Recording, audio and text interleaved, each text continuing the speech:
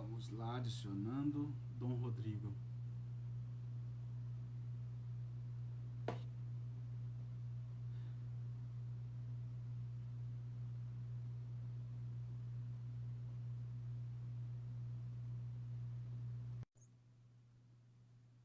Vamos voltando agora. O Rodrigo já está entrando, já está aí, Rodrigo. E o medo de não entrar, hein? Agora, eu, como estou no teu perfil profissional, foi meio que imediato, assim, né? Você vai descobrir meus segredos lá, né? Por favor. Tem seu número da OAB, tá ótimo. Seus números da OAB, né? Então, eu gente, recebi uma vamos voltar. mensagem do Instagram dizendo que a situação seria Normalizado. resolvida até dia 5 de junho. Então eu acho que se a gente marcar a nossa próxima live para depois dessa data, vai estar normal aqui as coisas aqui. Mas a ideia é a gente poder aprender também como é que funciona. Gente, o pessoal fala, marca o comentário. Eu não sei fazer isso. Eu não sei se as pessoas estão sabendo, mas assim, a ideia que a gente teve inicial de montar essa live, essas conversas, é que a gente já falava esses assuntos, nós mesmos, eu e o Rodrigo. E a gente notou que o pessoal tinha curiosidade de saber sobre isso. A gente não está aqui querendo ensinar ninguém, não é nada disso. A gente está aqui conversando, trocando ideia, que a gente já fazia isso. Daqui a pouco você vai falar que a gente está fazendo isso porque a gente está ficando velho. Que não tem o que fazer, né? Mas a gente não consegue mexer nas coisas, eu não consigo. Eu tô sofrendo aqui, eu não sei como é que fixa comentário, eu não sei se... Eu tô até apanhando aqui, eu não sei. Eu acho que eu já evolui muito, porque eu não sei, tem um negocinho que clica por... Eu não sei, aí, tá vendo? Eu não sei como é que faz aqui. Bom, enfim, vamos lá. Eu acho que a gente poderia falar... Eu agradeço, Daniel. Inclusive, a pergunta é tua. A gente vai falar sobre essa... Aqui embaixo. A criação do sistema... não do sistema financeiro, mas do sistema bancário. Né? O Rodrigo vai tecer. Eu só queria fazer um comentário a respeito dos templários, na verdade, das ordens de cavaleiros, né? Porque, assim, a gente tem as cruzadas e a gente tinha um caminho... que os cristãos seguiam para chegar em Jerusalém. Não é pegar um avião igual hoje e ir para Jerusalém, não. Tinha que andar, ou às vezes navio. Então existia um percurso, e era um percurso que não era feito em 12 horas de viagem, não era assim. Né? Era a pé, ou às vezes montado. Então era um percurso longo, um percurso muito cansativo, e que as pessoas levavam dinheiro para isso. Né? Porque não dá tempo da pessoa plantar e nem levar um suprimento muito grande, porque são vários dias, eu não sei nem quantos dias são, mas eu sei que é longo. E atravessavam pedaços de territórios de diversas etnias, de diversas crenças, inclusive, e moedas diferentes, forma de mercancia diferente. E nesse contexto que os templários construíram, o Rodrigo falou na primeira parte, construíram pousadas, vamos colocar dessa forma, pontos de apoio para essas pessoas, que eles faziam a proteção também, né, dessas pessoas que iam e vinham nesse caminho, nessas rotas. Havia necessidade de se fazer a troca de moedas. Né? E aí a gente tem, por óbvio que seria, pessoas especializadas em fazer essa troca. Né? E aí, sim, porque veja, o dinheiro não era papel, né? Era moeda, era metal. Né? Então a pessoa que ia fazer essa peregrinação, que ia fazer essa viagem, depois das cruzadas, né? Então quando elas tinham que pagar impostos para os muçulmanos, e além de pagar impostos aos muçulmanos, elas tinham que levar dinheiro para a sua própria subsistência. Uma viagem que duraria 1 ano e meio. Né? Então você imagina a quantidade de sacos de moeda que a pessoa ia levar. Muitas vezes a pessoa ia a pé mesmo, né? Caminhava 20, 25 quilômetros por dia e descansava numa parada, num albergue, num lugar assim. E foram criando casinhas comerciais, hotel, hospedarias, ao longo do caminho, né, da Europa até Jerusalém. E os templários foram bastante espertos, porque eles aceitavam o depósito de moeda, da moeda nas suas casas, nas casas templárias, e emitiam cédulas de papel. para a pessoa poder descontar em outra casa templária ao longo da viagem. Então, era muito mais fácil você andar com papel, um monte de papel, do que sacos e sacos de moeda. Então, você fazia o depósito, eles emitiam um documento, e você descontava esse documento à medida que você ia viajando, a quantidade. E aí criou o sistema bancário, né? Porque, tudo bem, eu posso fazer isso por você, mas eu vou ter que cobrar uma pequena porcentagem. Mas como era muita gente fazendo, os templários, que originalmente se chamavam os pobres cavaleiros de Cristo do Templo de Salomão, eles ficaram tudo menos pobres cavaleiros. Eles se tornaram uma força econômica muito grande e com influência internacional, né? Porque tinha casa de templário em países muçulmanos que podiam continuar funcionando como casas de templários, pagando impostos, obviamente, e tinham casas de templários na Europa toda, né? Então, todo mundo que viajava confiava aos templários a sua riqueza, né? A reconquista da Espanha e a libertação total da Península Ibérica, que vai preceder ao movimento das Cruzadas, contando com Santo Ildefonso e com a união das coroas de Leão e Castela, vão também levar os templários para esse lado, para fazer comércio no reino da Espanha. Tanto que desemboca numa outra peregrinação que se descobre, assim, a parte meio que do nada, que São Tiago, um dos discípulos de Jesus, estava enterrado na Espanha e não tinha morrido na Palestina. Os restos mortais estavam numa cidade da Espanha que se transformou também em local de peregrinação, né? Que é em Compostela, na cidade de Compostela. Aí ficou chamado de Caminho de Santiago de Compostela, que é um caminho místico também. O Caminho de Santiago é um caminho místico, mas para o Ocidente, que também havia casas templárias, né? O grande problema foi que os templários, por terem enormes quantidades de dinheiro depositadas, começaram a emprestar dinheiro para os reis. A juros, obviamente, módicos, mas começaram a emprestar dinheiro para os reis. Então, veja, como diz um historiador chamado A.J.P. Taylor, né? Falou assim, o bom nobre é aquele que não paga as suas dívidas. Ou seja, os reis se endividaram de tal maneira com os templários, e os templários crescendo economicamente também como um exército, porque, veja bem, os templários não se casavam, os templários eram monges, que também eram soldados, mas se transformaram em especialistas em ciência das finanças. Então, eles viraram credores da Europa inteira. Barões, condes, reis, imperadores, papas se tornaram devedores dos templários. E aí chegou num ponto crucial, né? A verdade começa, a guerra ideológica começa quando um homem, um advogado, né, um formado em direito, é eleito papa com o nome de Bonifácio VIII. Bonifácio VIII é eleito no final do século XIII, 1296, mais ou menos, ele é eleito papa. E ele é eleito contra a vontade do rei da França. Filipe IV da França também ficou conhecido como Filipe o Belo. Filipe o Belo tinha gastado rios de dinheiro para poder eleger um francês, para exercer controle nos estados papais. E quem ganhou foi um italiano, Benedito Gaetani, que vai ser coroado com o nome de Bonifácio VIII. E o Bonifácio VIII lança um movimento contra o Filipe, dizendo que o Filipe era um herege, que o Filipe era um herege. E o Filipe falou assim, eu sou herege? Então nenhum dízimo pago em território francês vai mais para Roma. Eu vou recolher todos os dízimos. O Papa interditou a França. Então nenhum sacramento mais vai ser celebrado na França. Você imagina isso? Na Idade Média, a pessoa se deparar com uma igreja fechada, o padre não ouvir confissão, não batizar mais criança, não dar extrema-unção, não ouvir confissão, e virou uma balbúrdia a França. E o Papa lança um documento, uma bula, chamada Unam Sancta. E essa bula, ela é taxativa. A salvação de todas as almas depende da integral submissão à autoridade do Romano Pontífice.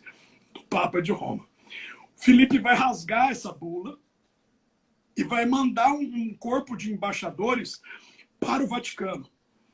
Quando esses embaixadores chegam em Roma, são recebidos pelo Papa, eles tentam prender o Papa, prender fisicamente o Papa, e espancam o Papa, que já era bem idoso nessa época, né? O professor Dalmo Dallari, no livro dele de Teoria Geral do Estado, cita esse episódio como a bofetada de Anagni. Anagni é uma cidadezinha do lado de Roma, onde o Papa estava, em que, dentro da formação dos estados, né, esse episódio do rei tentando prender o Papa e espancando um Papa idoso fica marcado. O Papa morre, alguns dizem que louco, outros dizem que ele nunca se recuperou do ultraje, do desrespeito que ele sofreu, né? O Filipe convoca um sínodo na França que julga o Papa, um sínodo de bispos que julga o Papa, e o Papa Bonifácio era o perfil do clérigo que a gente sabe, mesquinho, mercenário, pedófilo, homossexual, tudo que você podia imaginar de ruim, de característica clerical, o Papa Bonifácio era, né? E aí o rei Filipe ainda denuncia Bonifácio no sínodo que acontece na França, por magia negra, por alquimia, consulta aos mortos. Então, a lista de pecados do Papa era infinita. E esse Papa é julgado na França, ele continua na Itália, mas os bispos o declaram herege. Então, veja, o Papa declarou o rei da França herege, os bispos franceses declaram o Papa herege. Nesse meio tempo, de um declarar o outro herege, outro não, o Papa morre. Quando o Papa morre, o Filipe consegue o que ele queria, que era eleger um francês para Papa. O seu antigo companheiro de cama, chamado Bertrand de Goth. Bertrand de Goth de cama, porque quando eles frequentavam a universidade juntos, era uma cama só para todos os alunos, né? Era um tipo um quarto coletivo. Companheiro de cama em outro sentido também não sei. Porque nesse sentido que você está falando. O Papa eu não duvido que fazia, mas o rei Filipe eu não sei. Filipe o Belo, né? Imagina, a gente vê as figuras, as efígies de Filipe e fala assim, se isso era belo na Idade Média, eu não queria viver na Idade Média nem a pau, né? E enfim, o Papa, que vai ser chamado de Clemente V, né? Bertrand de Goth, o amigo do rei da França, vai ser tão submisso ao rei da França que vai mudar a sede da igreja de Roma para o sul da França, para ficar ainda mais dentro da órbita de influência do imperador. E nesse momento, a Ordem dos Cavaleiros Templários é liderada por um imbecil, né, uma pessoa absolutamente desqualificada, chamada Jacques de Molay. Jacques de Molay, analfabeto, é eleito como mestre do templo, mestre dos Cavaleiros Templários. E não se sabe muito bem, de um jeito ou de outro, ele pressiona o rei da França. Fala assim, olha, você está devendo bastante. Sabe aquela coisa de credor? Aquela coisa do seu credor, lembrar para você que você é um devedor, você até passa 1 ou 2 dias sem esquecer direito. Aí o rei da França, tá. Agora eu tenho o Papa, eu tenho a igreja é minha. E aí começa, né? O rei denuncia os Cavaleiros Templários ao Papa por heresia, ele elenca, dentro da investigação inicial do inquérito, 198 crimes, 198 delitos, passíveis de morte pela fogueira e tal, né? O Papa recebe essa denúncia, o Papa Clemente recebe essa denúncia e dá encaminhamento a ela, usando aquele nosso querido e amado Tribunal da Inquisição, que era uma jurisdição especial que só estava subordinada ao Papa. Os templários são presos, os franceses, né? Os dos outros lugares começam a fugir, Grécia, Portugal, Escócia, Inglaterra, porque nas Ilhas Britânicas foram o único lugar da Europa que a Inquisição não pôs os pés em toda a sua existência. Nunca houve Inquisição na Inglaterra. Em Portugal e Espanha, elas definiam quem era rei ou não. Né? E começa o processo. Né? Os templários são homossexuais, os templários são adoradores do demônio, os templários são bruxos, os templários fazem magia negra, os templários conversam com uma imagem, os templários dão um beijo no ânus do gato, os templários dão um beijo no ânus do bode, que é um símbolo de satanismo, esse negócio de beijar o ânus. Né? Os templários são isso, os templários são aquilo. E começa o inquérito, começa a tortura, começa a prisão, começa todo mundo. E o Papa aceita a sentença de que eles são culpados, não de todas as acusações, mas de algumas, e ordena o suplício, né, e permite ao rei que suplicie, que mate. Né? A igreja nunca determinava a sentença de morte. Ela aconselhava o Estado a fazer. Né? E o Papa consente, né? E que o Filipe mate os líderes templários e confisque os bens, que era o que estava mais em interesse aí. Né? Eles não queriam saber se os templários... esse era o objeto de toda a questão, né? Era isso. Eles não estavam nem aí para saber se o templário falava com uma cabeça, se o templário beijava o bode, né? Tudo motivo secundário. Né? Se os templários eram homossexuais e tal, porque eles dormiam dois juntos, e enfim, era tipo um casamento gay mesmo. E aí vai, e aí mata. Olha a cena. Sexta-feira 13, é aí que nasce a história da Sexta-feira 13. Numa sexta-feira 13, Jacques de Molay vai ser supliciado, vai morrer. Então, a lenda diz que quando Jacques de Molay foi posto na fogueira, por ele ser homossexual, ou ter sido acusado de sodomia, eles tinham cortado o pênis do Jacques de Molay e posto na boca dele, que isso era uma forma de assassinato de pessoas acusadas de homossexualidade, ou homossexualismo, como o Zumbi aqui no Brasil. O Zumbi lá dos Palmares também recebeu o mesmo tipo de morte. Só que ao invés do Jacques de Molay, o Zumbi pôs o negócio na boca e morreu. O Jacques de Molay, segundo a mitologia maçônica e a mitologia templária, começou a falar no meio da fogueira com o pinto na boca. E falou assim, olha, eu sou inocente de tudo isso. Imagina, um homem velho no meio de uma fogueira com um negócio na boca e ainda falando, profetizando. Né? História da Idade Média. Eu sou inocente de tudo isso e a prova da minha inocência é que tanto o Papa quanto o rei da França vão morrer dentro de 1 ano. E aí ele parou de falar e morreu. Né? Finalmente. E realmente, em menos de 1 ano, tanto o rei da França morreu de diarreia, quanto o Papa de uma queda, os dois estavam mortos. Então eu acho que uma maldição templária tem um efeito aí. Pode ser um efeito aí. Né? Se é que houve, né? Se é que o cara conseguiu falar com essa bola de... E veja, sinuca na boca. E é obviamente que os templários foram os perpetuadores de todos os rituais mágicos da Idade Média, de compilação, né? Isso era muito pesado para a igreja, né? E a igreja, pós Clemente V, quando começa o pontificado do sucessor do Clemente V, que é o João XXII, que a gente falou dele no Nome da Rosa, lembra? Que era o Papa do Nome da Rosa, que acontece logo após o extermínio dos Templários. O João XXII manda arquivar todo o processo dos Templários e decreta que não vai permitir mais que esse processo seja conhecido. E aí começam todas as lendas, né, João? Você não tem acesso aos autos, você não tem acesso às provas, você não tem acesso a absolutamente nada. Né? E até hoje, religiões foram criadas com base em lendas sobre o que os templários teriam descoberto ou não. Né? Enredos, Dan Brown, aquele outro que escreveu o Cálice, o Santo Graal e a Linhagem Sagrada, Ou seja, especulações todos envolvendo Templário, Maria Madalena, Isis, Nossa Senhora, Jacques de Molay, maçonaria,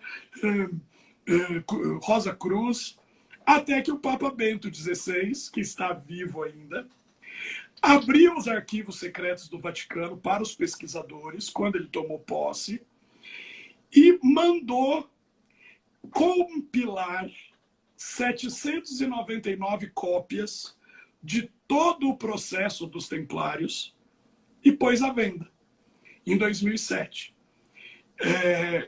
Eu tive a oportunidade de estar com um volume, é um volume desse tamanho, não dá para mostrar na câmera, é um volume desse tamanho, capa vermelha, sabe, que é com o símbolo do Vaticano. Ele fez 799 cópias e mandou para o mundo inteiro, né, para vender, para serem vendidas. Fora a cópia oficial que fica lá no Vaticano para consulta de quem recebe autorização para entrar na biblioteca, nas bibliotecas papais. Veja, de 2007 para cá não teve mais ninguém falando de Templário, ninguém mais falando de coisa, porque acabou o mistério. O Papa deu o processo para todo mundo. Quem quisesse comprar, quem tivesse dinheiro, em 2007, esse livro, com a taxa do dólar, importação, mais ou menos, estava em torno de 17 mil reais. Eu não sei quanto dá isso hoje. 17, quanto cortou? 17 mil reais? 17 mil reais em 2007. Então nós temos aí quantos anos? 14 anos de inflação, de correção monetária, eu não sei quanto daria isso hoje. Mas não tem mais volume para vender. Todo mundo já comprou bibliotecas, universidades. Mas devem ter digitalizado isso também, né? Ah, sim, possivelmente. Chama Processos contra Templários, né? É o nome do processo inteiro que está encadernado. É lindo, é maravilhoso. É maravilhoso. Mas que não revela nada demais, né? Que não revela nada demais. Aquelas coisas pelas quais os templários foram condenadas, o clero não faz melhor no século XX do que os templários faziam no século XIV. Né? Então, perdeu-se o mistério, o encanto, as brumas de Avalon, o Dan Brown falando que Jesus teve filho com a Maria Madalena e os templários eram guardiães dos descendentes e tal. Todo mundo viu que isso não tinha nem menor cabimento, menor prova, não tinha nada demais ali, nada de segredo, mas tinham rituais de magia, rituais de invocação, rituais de força, né? Lidando com elementos sobrenaturais altamente sofisticados, né? Altamente sofisticados, enquanto eram condenados ou processados por uma outra coisa e o rei da França ficava pegando os bens. Né? E deu certo. Deu certo no sentido de que eles morreram em um ano. Né? E aí acabou. Eu fiquei só de mostrar eu vou te passar a palavra, mostrar uns livros. Né? E tem esse aqui que chama Títulos de Nobreza e Hierarquias. É um livro publicado pela editora Draco.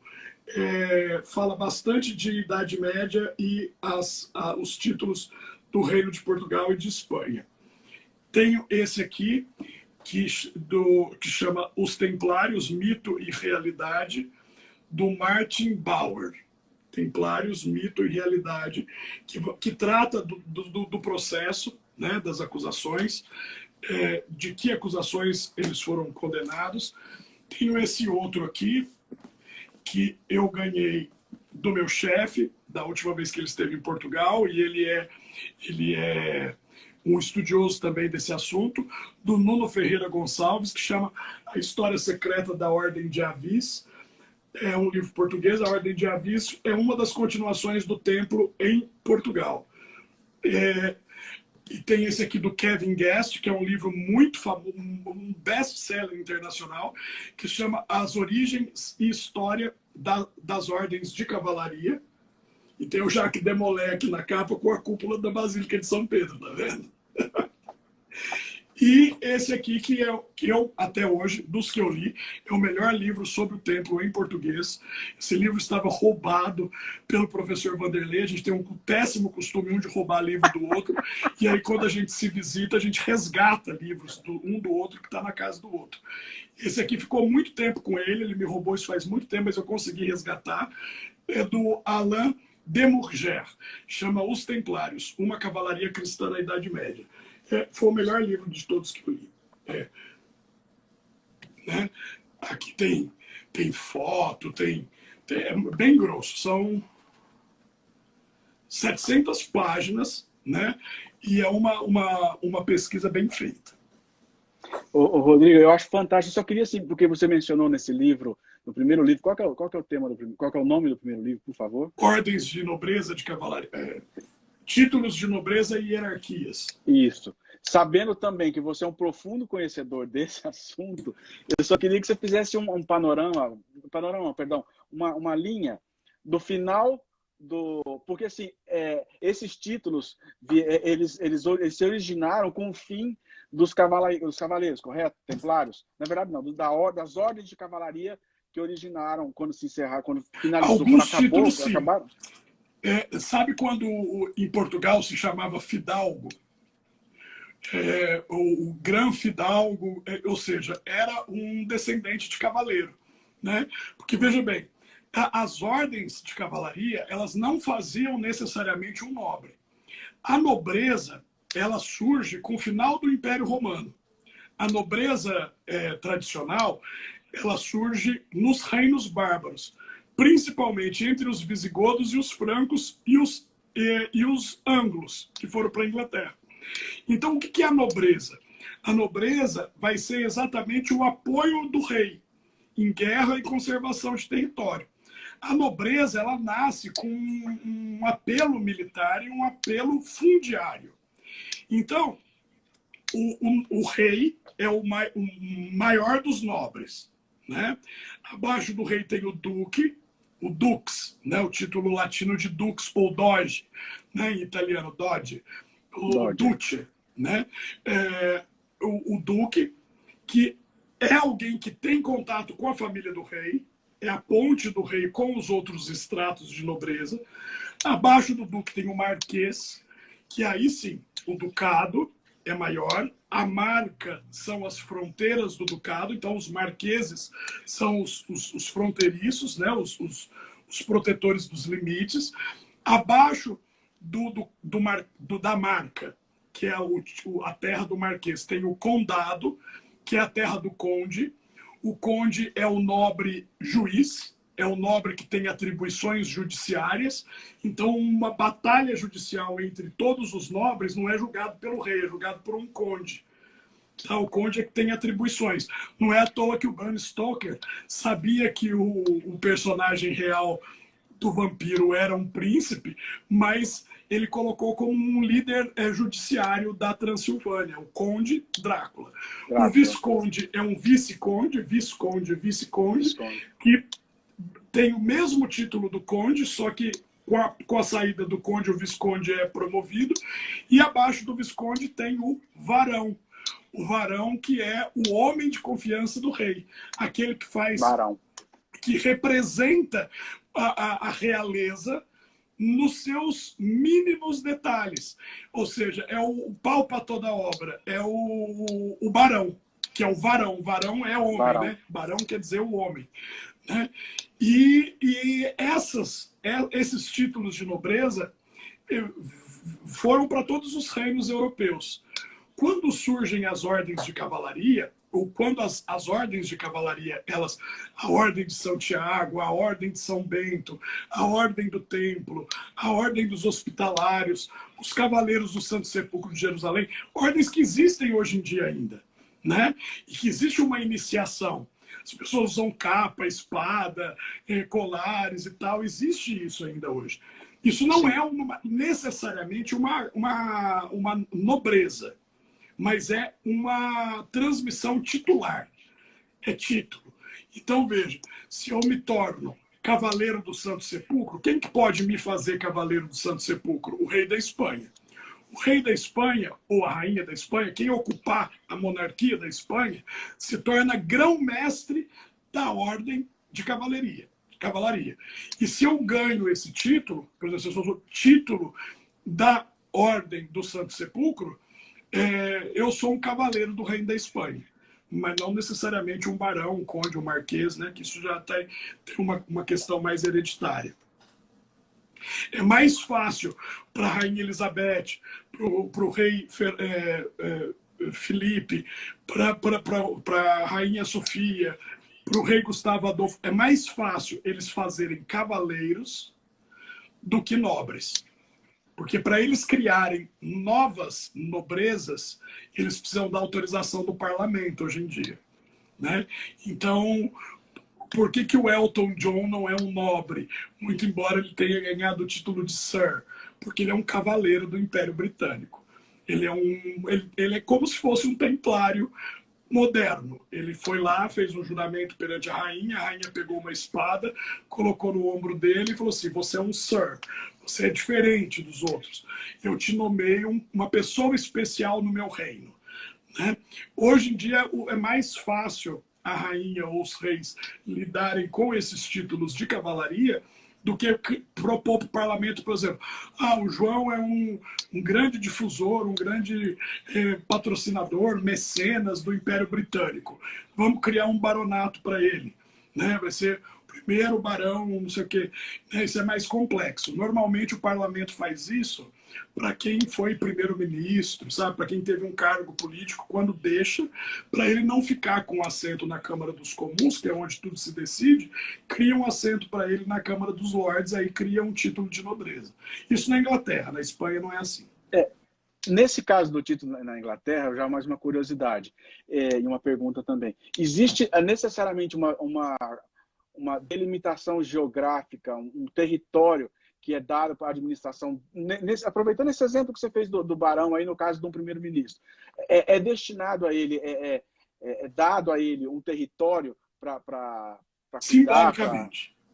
Simbolicamente. Simbolicamente. É como se eu te fizesse o primeiro barão da Praça da Matriz, coisa assim, sabe? Então é um território. O primeiro barão do bairro do Leporace, sabe uma coisa assim? Então, eu estou falando porque a gente morou em Franca, eu estou falando de coisas que aconteceu na cidade de Franca. Vamos pensar. Primeiro balão, como é que chamavam aqueles bairros que ficavam perto do centro, assim? E aí a rainha, hoje o parlamento cria assim, por exemplo, tem uma escritora que é uma das melhores escritoras do universo de romances policiais, que chama Phyllis Dorothy James, né, que ela é publicada aqui no Brasil pela Companhia das Letras. É P.D. James. Ela não assina o nome completo, P.D. James. E a rainha criou um baronato para ela. E ela é a baronesa James de Holland Park. Holland Park é um bairro de Londres. Então é simbólico, não dá mais terra, não tem como mais terra. Os duques, marqueses, barões, condes que tinham terra, na época, antes da Rainha Vitória, ainda conservam a mesma terra. Inclusive a rainha ela é duque, a rainha ela é dona de terra, de um ducado, que ela explora economicamente e que dá renda a ela. Né? A verba da coroa é votada pelo parlamento. Sim. Então, essa verba é dada para a coroa, só que a coroa, como tem renda própria, a coroa devolve no final de cada ano o que ela não usou para o Estado. Igualzinho então, aqui, né? E porque a rainha tem renda própria. Então, ela usa essa verba do Estado para pagar as despesas dos palácios de governo. Por exemplo, Buckingham. Só que os palácios pessoais dela, ela não usa dinheiro público. É o dinheiro dela enquanto duque que rende das terras dela. Né? Então, é muito diferente a questão do dinheiro público nas monarquias e nas repúblicas. Né? Porque a república, em todos os países da Europa, inclusive no Brasil, ela surge com aquele discurso de dar mais transparência aos gastos públicos. Né? Na monarquia tudo é meio escondido, o imperador, o rei não tem que prestar contas para ninguém, tal. Na república tudo é escancarado, e a gente sabe que não é assim, né? Que pelo contrário. A república, a própria família real da Espanha, né? Os Bourbon, que ainda são reinantes da Espanha, a família real da Espanha estava envolvida em desvio de dinheiro. Né? Então não é a corrupção não é um mal só da República. Ela floresce com mais rapidez na República. Mas tudo depende muito do caráter do governante. né? Veja, o rei da Espanha ficou tão vinculado à corrupção que teve que renunciar para o filho para que a Espanha não declarasse uma nova república. Ele e a filha mais velha dele estavam muito sujos, vamos dizer assim. Muito sujos. Entendi. É extremamente interessante a gente discutir essas questões de monarquia, enfim. Mas eu acho que a gente poderia deixar isso para uma próxima live, já vai dar 40 minutos que a gente está aqui. Tá, claro. E eu acho assim que a gente podemos colocar as nossas conversas sempre começam com um tema e vão parar em outro assunto completamente diferente. E o pior é que a gente não combina isso. De repente a coisa aparece. Não mesmo. Você começou a falar. A gente só combina o encontro quando não é boicotado pelo Instagram, né? Ou pela Judite na outra data. É muito bacana isso. Então vamos assim pensar essa semana. Eu estou muito interessado em saber sobre a escravidão. A gente só precisa delimitar o que se a gente vai falar da escravidão negra, né? Ou se a gente vai trazer desde do conceito de escravidão dos povos, enfim. Eu acho assim que a gente pode falar uns 10 minutos sobre como era a escravidão na antiguidade, só para dar diferença para o que aconteceu com os negros, né? Porque na antiguidade o escravo recebia dinheiro, recebia salário, embora ele tivesse o status de escravo. Com os negros foi uma coisa muito mais desumana no sentido de qualquer limite que a antiguidade tenha pensado, na barbárie que os negros sofreram, né?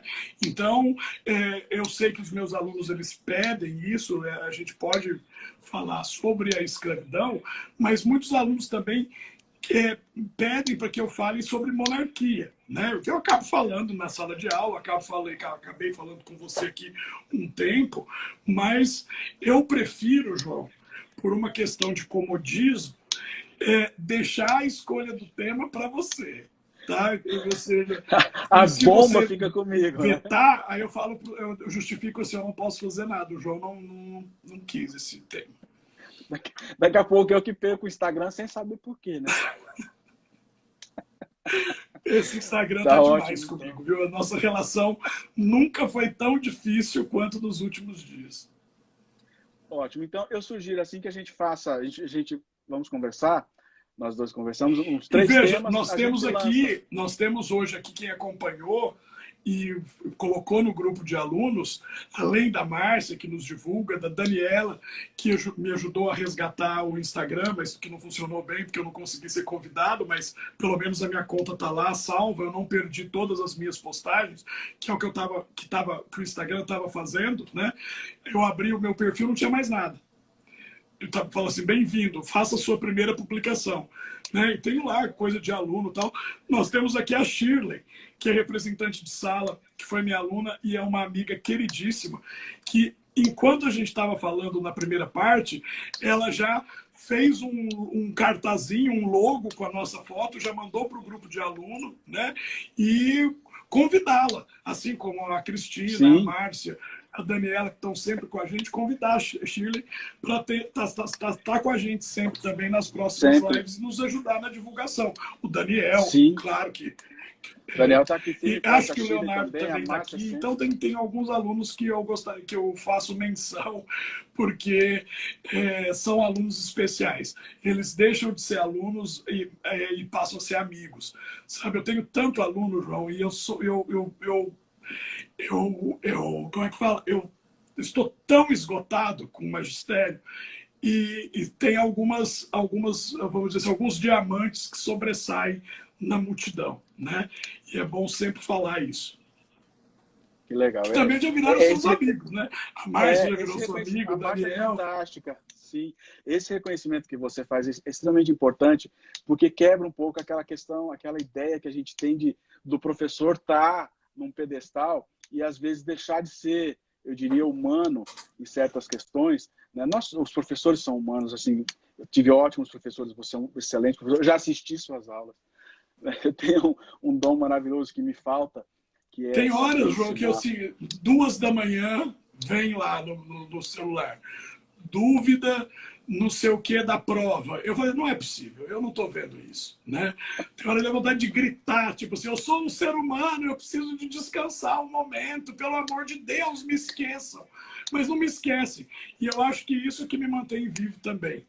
Porque se não fosse esse amor que eu tenho dos alunos, esse carinho que eu tenho pelos meus alunos e alunas, eu já teria ido embora desse mundo há muito tempo, você sabe disso. Você acompanhou minha vida, minha história, e você sabe do que eu estou falando. A idade chega para todos, mas com esse contato com essas pessoas, a gente acaba ficando um pouco mais jovem e mais interessado em viver, porque a gente se sente também desafiada a conhecer mais para poder saber melhor explicar, né? Eu falo isso não porque eu não dou aula, mas assim, sempre tem perguntas, sempre tem questões do cotidiano profissional. Deixamos esse assunto para outra. Você sabe que uma grande amiga minha, que foi minha orientadora, né, uma das maiores processualistas de São Paulo, doutora Mônica Bonetti Couto, ela viu uma live nossa. Durante muito tempo ela trabalhou foi sócia lá no Arruda Alvim, que você sabe, um escritório super famoso aqui em São Paulo. Ela falou assim, onde o João dá aula? Eu falei assim, não, ele não dá aula. Eu falei assim, meu Deus, mas ele tem todo jeito de professor, ele fala bem, fala bem. É só o jeito. Eu falei assim, então, ele ainda não dá aula, Mônica. Talvez a gente consiga trazer ele para cá, né? Vamos trabalhar para isso. Fantástico. Mas eu preciso aprender demais. Então, pessoas, eu agradeço demais essa live. Rodrigo, muito obrigado por ter disponibilizado o teu tempo. Só eu que tenho que te agradecer, querido. Sempre. Eu agradeço demais a todas essas pessoas que você mencionou, mas eu também sou eternamente grato à Márcia. E hoje mais a Sheila, que me ajudou bastante, me ensinando aqui como é que faz para fixar o tema da live, porque as pessoas ficam perguntando sobre o que nós estamos falando. E assim, eu confesso... eu não consigo ler os comentários daqui, você consegue, não, e né? assim, eu também não consigo ler porque fica subindo. E é o que eu disse, a gente bolou esse bate-papo não para nada, assim, é para a gente conversar, eu poder ver o Rodrigo me ver e trocarmos ideia. Então, eu nunca tinha feito uma live. O Rodrigo já participou por conta das aulas, mas imagino que também alguém ensinando, alguém fazendo essa parte. Eu só aceito. Você monta tudo e me chama na hora que eu entro e falo. Eu falar, eu sei. Eu não sei mexer na tecnologia. Põe para eu falar e dá um start que eu falo. Então, eu agradeço as pessoas que estão nos auxiliando, a todos que participaram hoje aqui com a gente. Sintam-se abraçados, um beijo em todos. E daqui 15 dias teremos mais uma que em breve divulgaremos qual é o tema. Eu só preciso estudar um pouco. Divulgaremos e aí vamos contar com a nossa falange de alunas maravilhosas para a divulgação também. Para divulgar, porque eu demoro 3 dias para fazer o cartaz. Eu nem sei fazer. Boa noite a todos. Boa noite a todos. Meninas, meninos. Um beijo no coração. João, um beijo para você. Rodrigo. Saudade demais de você. Saudades. Um abraço a todos, queridos. Tchau, tchau.